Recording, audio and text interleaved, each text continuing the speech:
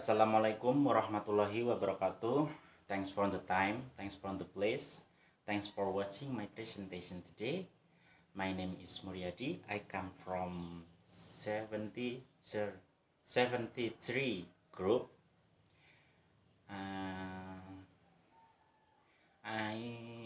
My class in GBID, and today I want to present about the result of kuliah pengabdian masyarakat daring dari rumah 2021. Hari ini pertanggal 5 September 2021 saya ingin mempresentasikan hasil dari presentasi kuliah pengabdian masyarakat daring dari rumah 2021 yang sudah saya lakukan selama 1 bulan, dari mulai tanggal 5 Agustus sampai akhir penutupan tanggal 31 September 2021.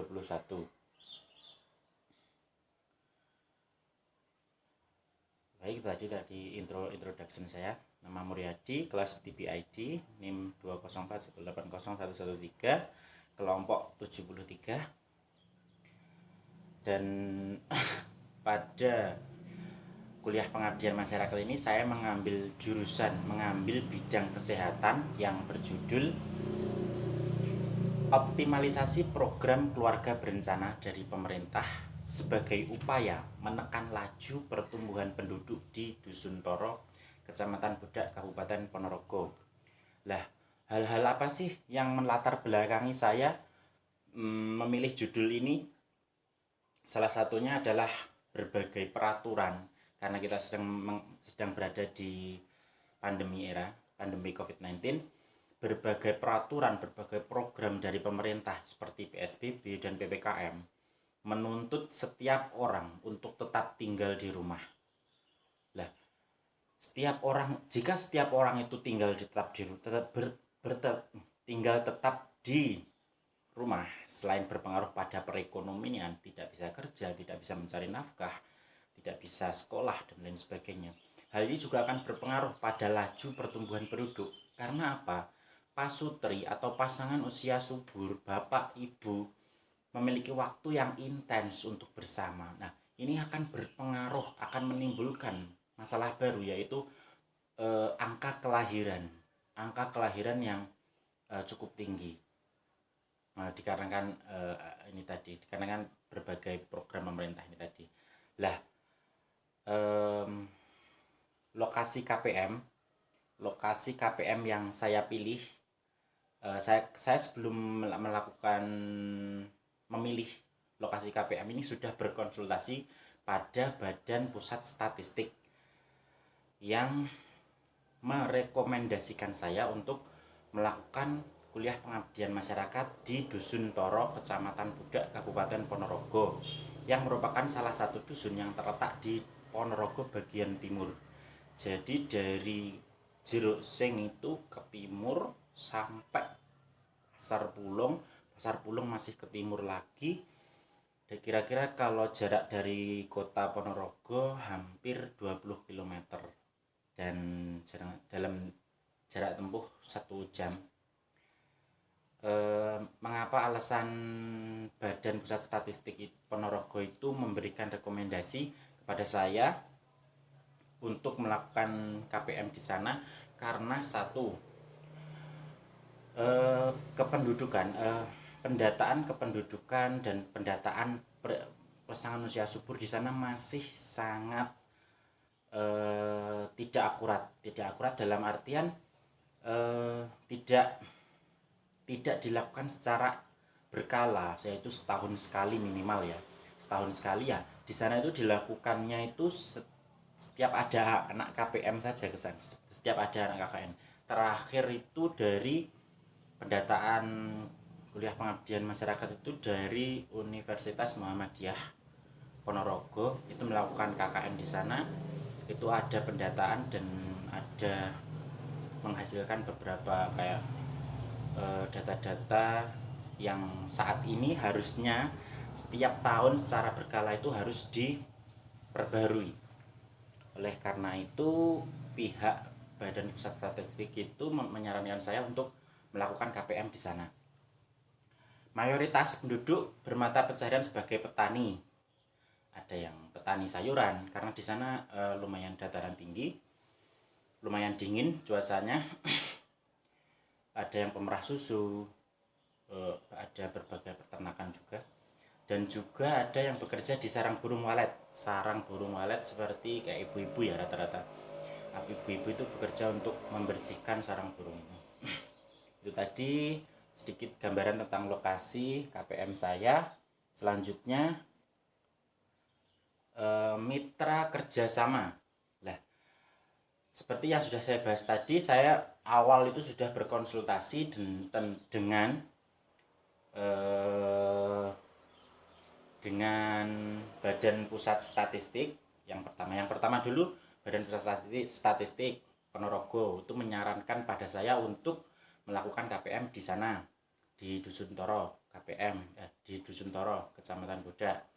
Yang kedua, saya menghubungi kepala desa untuk meminta perizinan. Surat perizinan kan sudah dikeluarkan dari kampus IAIN Ponorogo.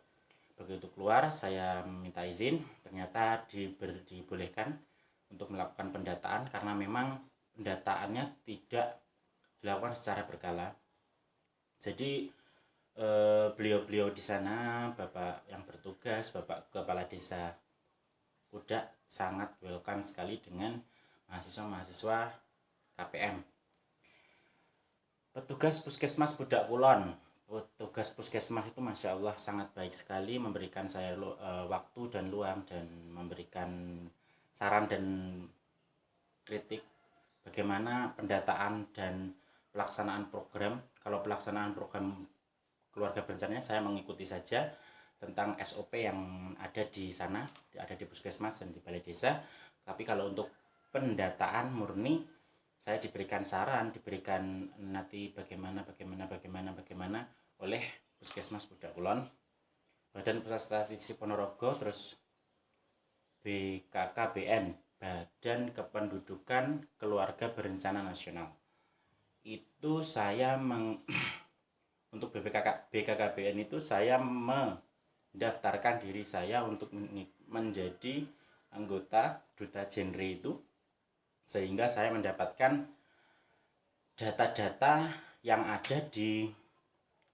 terdahulu yang ada di Dusun Toro, Kecamatan Budak. Itu saya peroleh dari mulai pasangan usia subur, angka pernikahan, terus angka kelahiran, terus akta kelahiran, kependudukan, dan lain sebagainya. Itu lengkap didapat dari BKKBN. Untuk yang selanjutnya, alur atau prosedur kegiatan. 1. Pembukaan KPM oleh LPPM. Nah, pembukaan KPM ini dilakukan tanggal, sedikit agak molor ya, harusnya tanggal 1 Agustus, tapi kemarin baru 5 Agustus baru pembukaan oleh LPPM, baru diresmikan.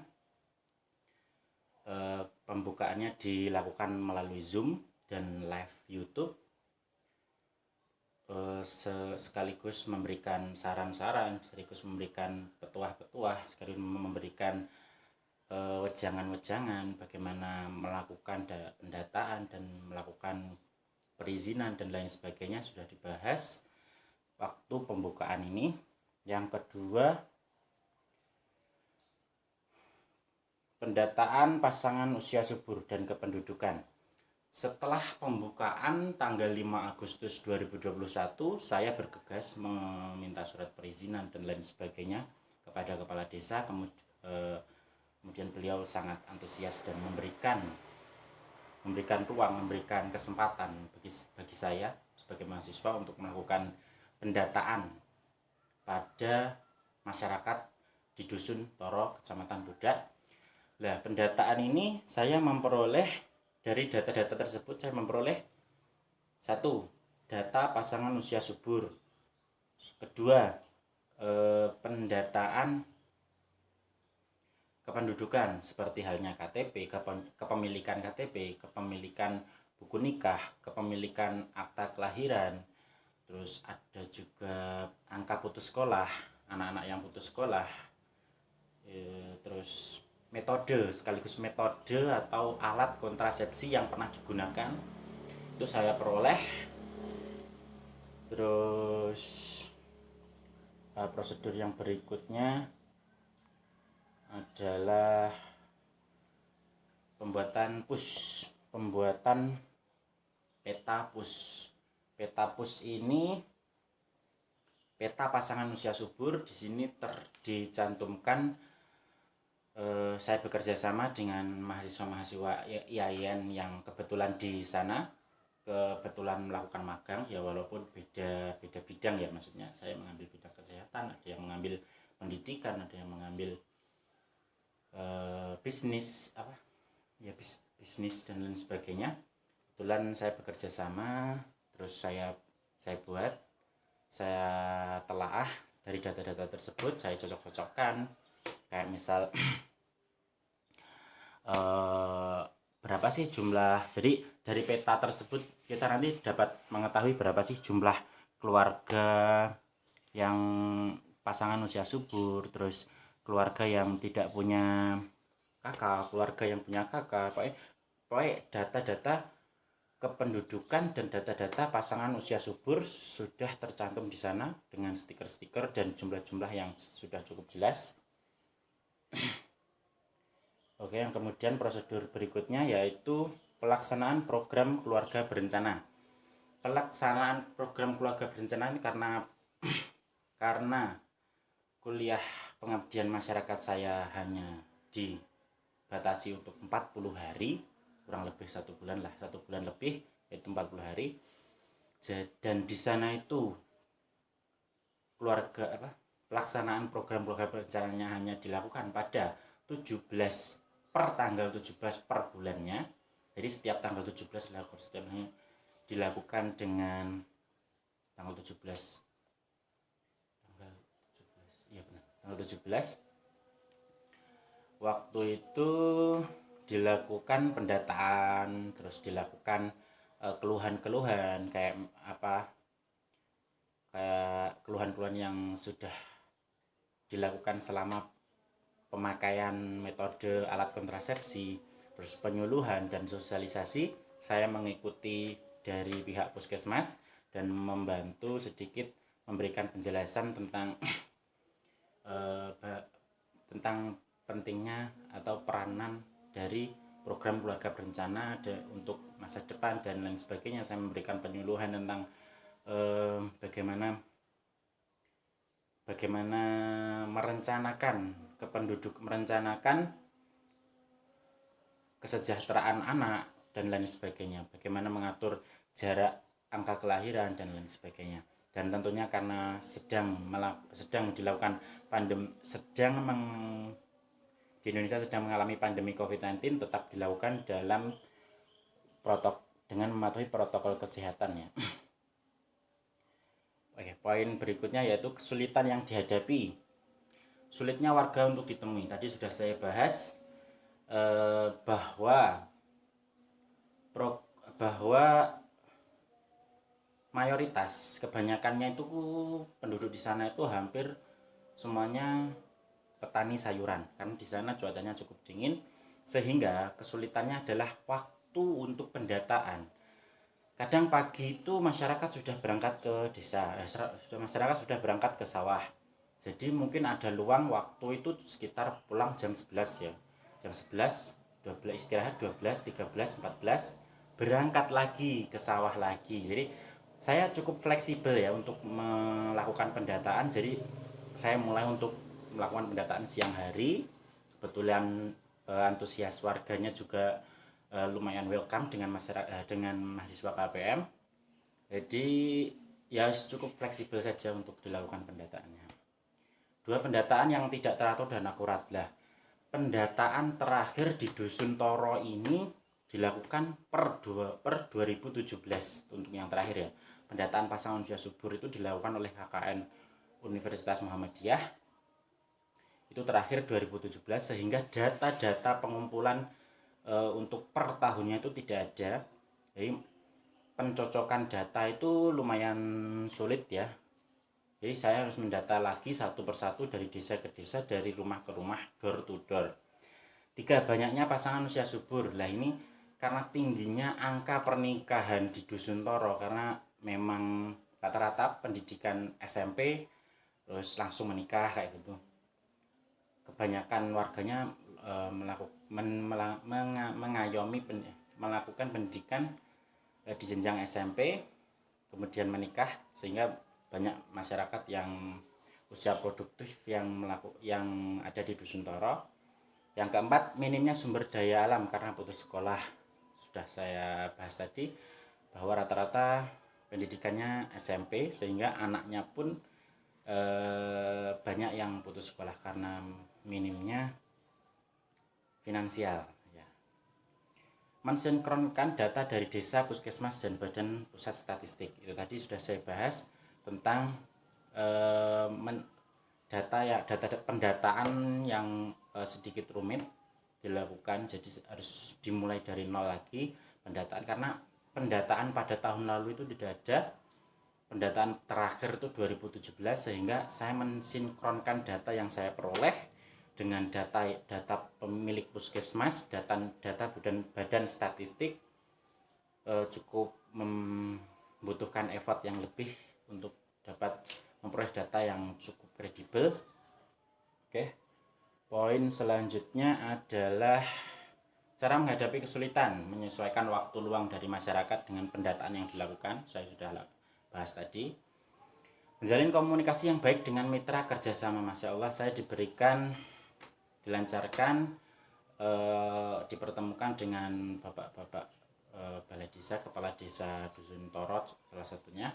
Terus ada petugas puskesmas Dusun Toro yang beliau itu sangat welcome, sangat memfasilitasi, sangat memberikan dan mendukung mahasiswa-mahasiswa KPM, sehingga program atau pendataan yang saya lakukan ini cukup mudah, cukup diberikan kelancaran karena beliau-beliau ini. Nomor 3, pendataan dilakukan dengan teliti dan cermat.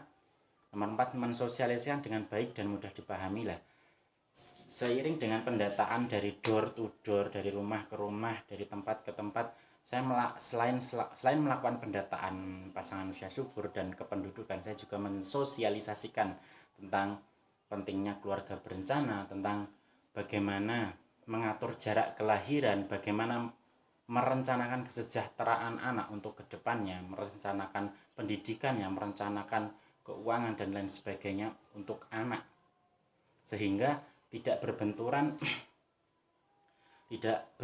dengan setiap tahun memiliki anak akan menimbulkan masalah-masalah yang baru, seperti masalah finansial, masalah bagaimana pendidikan anak ke depan dan lain sebagainya. Itu saya coba sosialisasikan, saya coba terapkan pada masyarakat. Oke, poin berikutnya, hal-hal yang mendukung program. 1, antusias masyarakat Dusun Toro yang cukup tinggi. Masya Allah, luar biasa sekali antusias masyarakat Dusun Toro dalam menyambut kegiatan pengabdian masyarakat di sana. Mahasiswa-mahasiswa IAIN itu luar biasa, sangat baik, warganya sopan dan memberikan ruang, memberikan waktu, memberikan tempat, memberikan fasilitas yang memudahkan mahasiswa KPM untuk melakukan pendataan dan melakukan kegiatan pengabdian masyarakat di sana. Dukungan dari mitra kerjasama yang baik, Masya Allah, luar biasa. Saya ucapkan terima kasih kepada Bapak Kepala Desa Dusun Toro, Kecamatan Budak, Kabupaten Ponorogo, dan petugas-petugas puskesmas desa puskesmas Dusun Toro, Kecamatan Budak, Kabupaten Ponorogo, yang sudah memberikan saran-saran dalam pendataan agar diperoleh data yang kredibel dan akurat. Nomor 3, fasilitas dari pihak puskesmas dan balai desa. Beliau memfasilitasi tempat, beliau memfasilitasi pendataan, memfasilitasi nama-nama dan kependudukan dari puskesmas, sehingga mempermudah pendataan yang saya lakukan. dan kegiatan-kegiatan yang lainnya seperti kegiatan keluarga berencana dan lain sebagainya. Saya untuk pelaksanaan program keluarga berencana saya memang mengikuti prosedur atau standar operasional prosedur dari puskesmas dan dari balai desa, sehingga saya cukup dibantu dalam pelaksanaan program ini. Masyarakat yang welcome dan menerima dengan baik. KPM tadi sudah saya bahas. Oke, tadi sedikit penjelasan tentang hasil presentasi hasil dari kuliah pengabdian masyarakat saya yang dilakukan di Dusun Toro, Kecamatan Budak, Kabupaten Ponorogo.